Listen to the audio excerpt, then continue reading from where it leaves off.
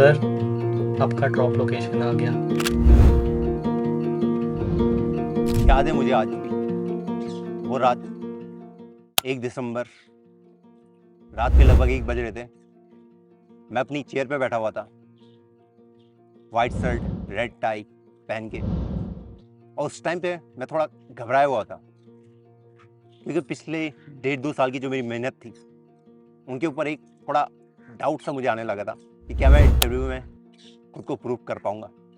Life का सबसे पहला इंटरव्यू बहुत इंपॉर्टेंट होता है और बहुत यादगार भी होता है। तो जैसे ही मेरा इंटरव्यू शुरू हुआ तो वही हुआ मेरे साथ जिसका मुझे डर था कि मैं ब्लैंक हो गया, अपने होश खो गया वहाँ पे। और वो छोटी छोटी जो मेमोरीज होती ना, वो एक लाइफ को आपको याद दिलाने के लिए बहुत कुछ दे जाती है, और वही मेरे साथ हुआ। पहला राउंड क्लियर हुआ, सेकंड राउंड क्लियर हुआ और थर्ड राउंड क्लियर हुआ। जो मैंने ड्रीम देखा था वो रियलिटी की ओर जा रहा था। और जब जैसे ही सुबह न्यूज़ आई कि रोहित नेगी ने इंडिया का हाईएस्ट प्लेसमेंट क्रैक कर दिया, तो जो सुकून मिला शायद उसको बयां करना थोड़ा मुश्किल है। उस टाइम पे मुझे विश्वास नहीं हो रहा था जो मेरे साथ उस टाइम पे हो रहा था।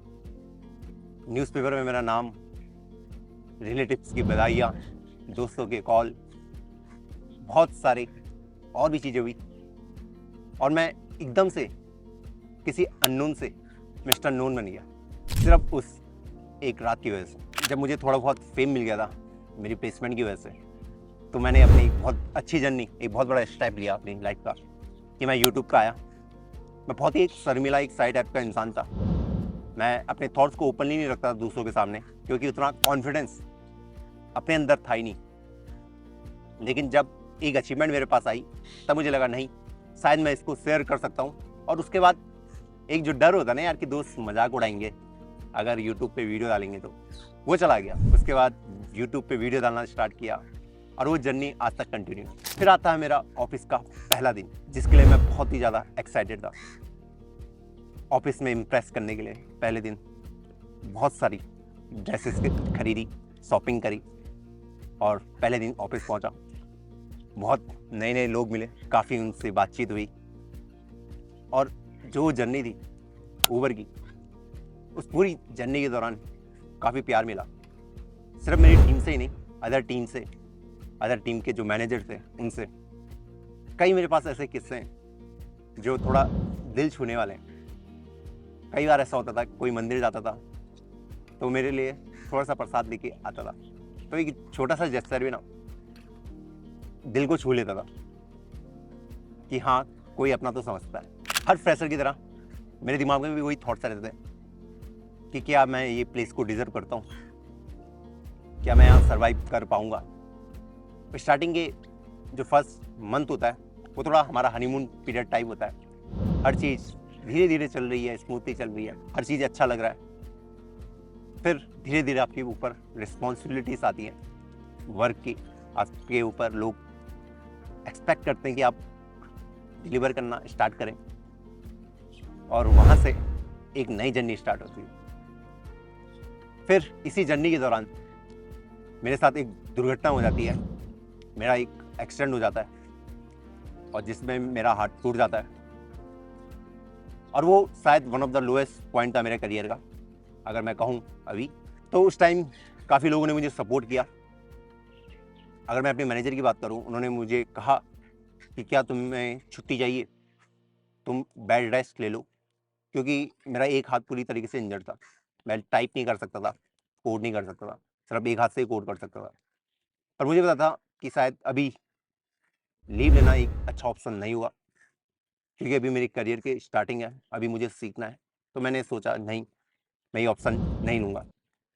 तो ये सुन के काफ़ी अच्छा लगा कि जब आपके मैनेजर इतने सपोर्टिव हो, कि वो आपको इतना सपोर्ट दिखाते हैं, और हर हफ्ते अपडेट देना, मेरे हाथ की जेन्युइनली पूछना कि क्या कर रहे हो, कैसे इससे उभर रहे हो अपनी दर्द से, और अपने तरीके से, वो अपने तरीके से मुझे राय दिया करते हैं। फिर जब वो घटना मेरे साथ हुई, उस टाइम पे यार मुझे कुछ एहसास हुआ कि यार हमारी जो ज़िंदगी है वो कितनी छोटी है।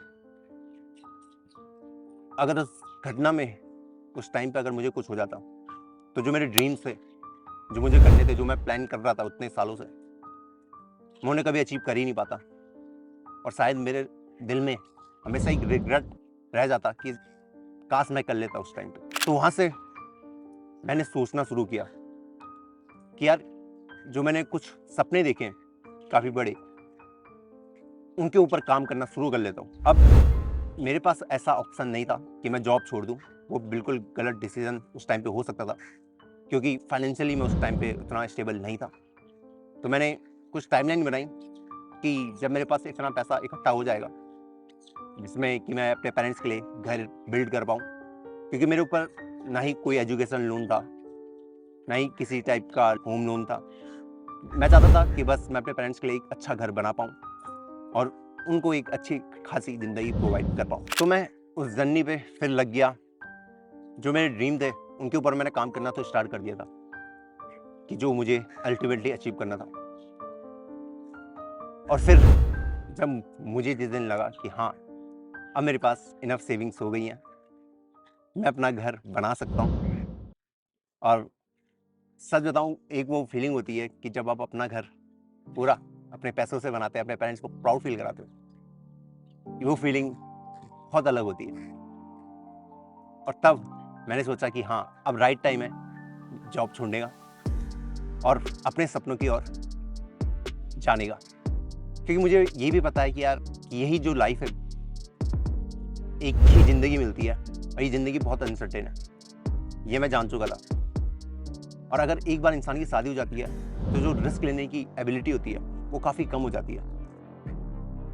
तो मैं जानता हूँ कि मेरे पास 4-5 साल हैं अभी जिसमें मैं रिस्क ले सकता हूँ, ताकि मुझे आने वाले समय में कोई रिग्रेट फील ना हो। तो इस डिसीजन के ऊपर मैंने अकेले डिसाइड नहीं किया कि मैं उठा, मैंने डिसाइड कर लिया। मैंने अपने फ्रेंड्स, अपने गुरु, जिनको मैं गुरु मानता हूँ, उनसे डिस्कस किया। तो उन्होंने भी यही कहा, उन्होंने भी यही सजेस्ट किया कि पहले थोड़ा सा स्टेबल हो जाओ, फिर तुम रिस्क लो।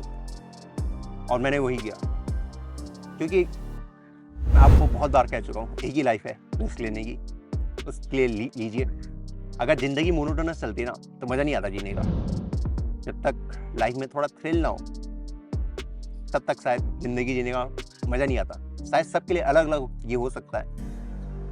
मेरे लिए ज़िंदगी जीने का मतलब ये है कि अनसर्टेनिटी बनी रहे। अब जिस जर्नी में मैं अभी हूँ, इस जर्नी में अभी तो ये काफ़ी अच्छी चल रही है। मुझे लग रहा है कि जो मैं विज़न लेके चल रहा हूँ, जो मेरा विज़न है कि इंडिया में रहकर जॉब क्रिएशन क्रिएट किया जाए। और मैं थैंकफुल हूँ कि अभी भी मैं 12 से 13 लोगों को जॉब दे पाया हूँ, लेकिन इसको मुझे एक मास लेवल पे लेके जाना है, जहाँ पे हम बहुत सारे लोगों को जॉब प्रोवाइड कर पाए और सीधा कंट्रीब्यूट कर पाए अपनी जीडीपी की ओर। ये मेरा विज़न है और इस विज़न की ओर मैं बढ़ चुका हूँ। और उस विज़न के लिए मुझे सबसे पहले मैंने क्या किया कि मैं जो इंडिया की एडटेक जो इंडस्ट्री है, जो कोडिंग इंडस्ट्री है, उसको इतना लोएस्ट कर दिया, ऑलमोस्ट फ्री कर दिया पूरा। मैं आपको C++, DSA, आगे web development, blockchain, AI, ML, ये सारे कोर्सेज ऑलमोस्ट फ्री में यूट्यूब चैनल पे डाल दूंगा। और ये मैं अगले 1-1.5-2 साल में कंप्लीट ये सब कुछ हो जाएगा। आप में से बहुत सारे लोग यही सोच रहे होंगे कि शायद मैं भी एडटेक के बिजनेस में कदम रख रहा हूँ। मैं एडटेक वाला बिजनेस नहीं करना, कि मुझे पता है उससे जॉब क्रिएशन उतनी नहीं हो पाएंगी। ऑलरेडी काफ़ी लोग हैं जो इस मार्केट में ऑलरेडी काफ़ी अच्छा काम कर रहे हैं। बस मैं ये चाहता हूँ कि हर एक बच्चा जिसके पास एक क्वालिटी एजुकेशन नहीं पहुँच पाती, उसके पास भी फ्री में एक क्वालिटी एजुकेशन जा पाए।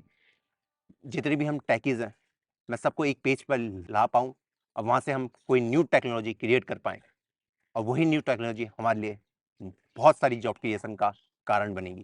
यही मेरा गोल है। इसके साथ ही मैं एक पैरेलल में दूसरा बिजनेस भी कर रहा हूँ, जो अभी शायद यूट्यूब पे बताना सही नहीं रहेगा। अगर मैं इस पे बताता हूँ तो वीडियो बहुत लंबा हो जाएगा। ये वीडियो था मेरी जर्नी का, कि मेरी जर्नी कैसी रही। जर्नी अगर मैं उबर की बात करूँ, काफ़ी अच्छी जर्नी रही। काफ़ी दोस्त बनाए, मेरे 3 दोस्त बने उबर में, वो काफ़ी लॉन्ग टर्म फ्रेंड्स मेरे रहने वाले हैं। वो वीडियो देख भी रहे होंगे।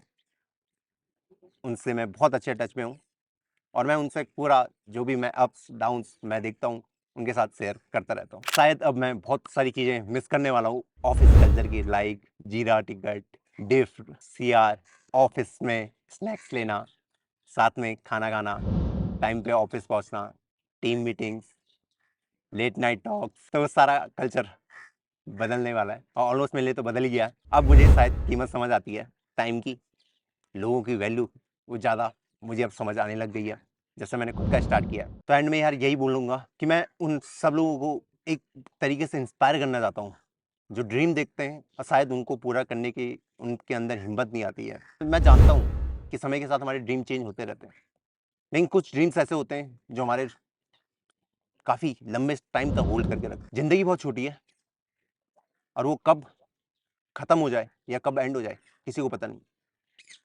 तो उससे पहले वो एंड हो, मैं चाहता हूँ कि जो हमारा जो ड्रीम है उसको हम एंड ना करके उसकी और स्टार्ट कर दें। तो जी हाँ, मैंने उबर की जॉब छोड़ दी है, फाइनली रिज़ाइन कर दिया है और अब एक स्टार्टअप वाली जर्नी मेरी शुरू हो चुकी है जहाँ पे हर दिन एक नया चैलेंज होगा।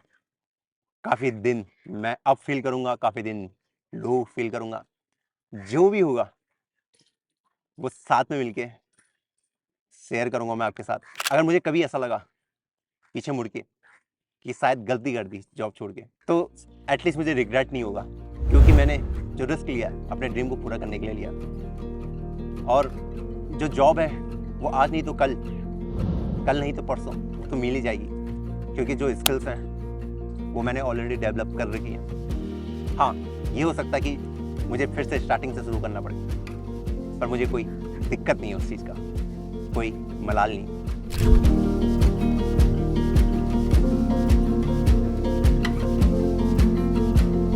जी हाँ, मैंने फाइनली उबर लेफ्ट कर दी।